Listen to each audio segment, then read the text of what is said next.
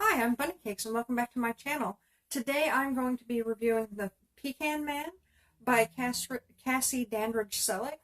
This is a very short book. It's only 137 pages, but it is so good. It takes place in the summer of 1976, um, and it follows a woman named Oralee Beckworth, and she hires a homeless black man to mow her lawn. And he's called the Pecan Man. And through the story, some terrible, heart wrenching things happen, and this book felt like such a poignant, like roller coaster. There were parts that were cute and funny and adorable, and there were parts that made me cry, and then there are parts where it kind of smacks you in the face and makes you think.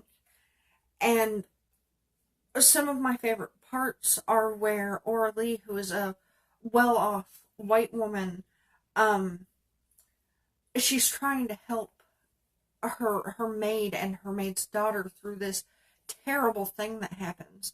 And even before the terrible thing happens, she's trying to help out her family, uh, and she realizes the differences given her privilege as a well-off white woman and their lack of privilege as a poor black family.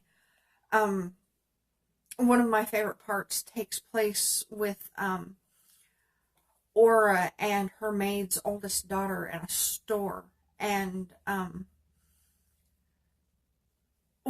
Aura sends the oldest daughter off to do a quick chore while she takes care of something else, and the girl gets accused of theft and taken back to an office and yelled at and nearly arrested. And it didn't occur to Aura that that would happen, but it happened because the girl was black, and the white clerk at the counter automatically assumed that she was trying to steal something.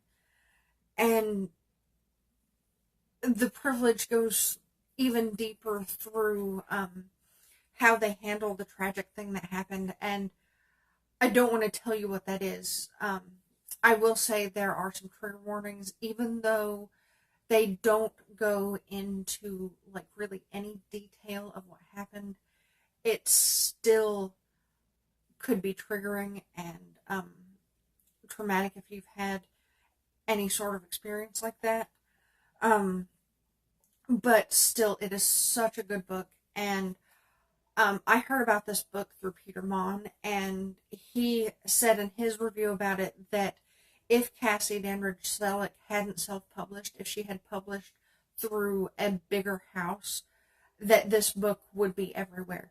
And I have to agree. This book is up there with The Hate You Give and The Underground Railroad and To Kill a Mockingbird. It is such a huge, important, poignant book, and it's short and it's easy to read, and the story is so deep and moving, and it ends so well. Um,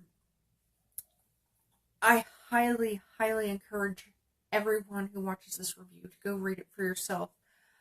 It is in libraries. I got mine through an interlibrary loan at my library, and so it is accessible, and you can buy it on Amazon. I will link to that down below. Um, I just words can't describe this story well enough. It just doesn't feel like enough, and you wouldn't think that such a short story would be that way. It seems like a quick, light read, and I read it in like less than 24 hours because I couldn't put it down. And I thought about it for days after, and talking about it, I still feel choked up about the really sad parts, and I still want to chuckle at some of the good parts. And it's just this amazing story that I wish more people knew about. And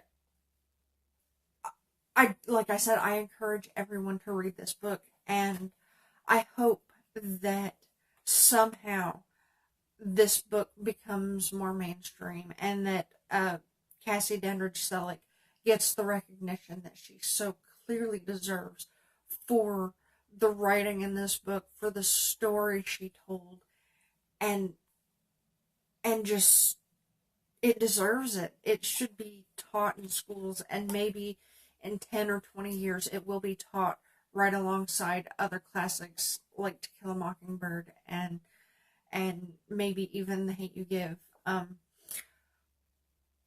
especially if you enjoyed The Hate U Give and or The Underground Railroad by Colson Whitehead. The Hate U Give is Andy Thomas.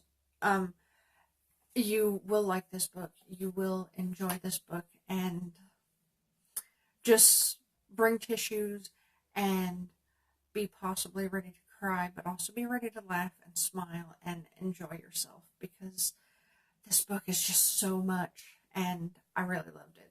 So that's all I'm going to say about this book, and thank you, and keep reading.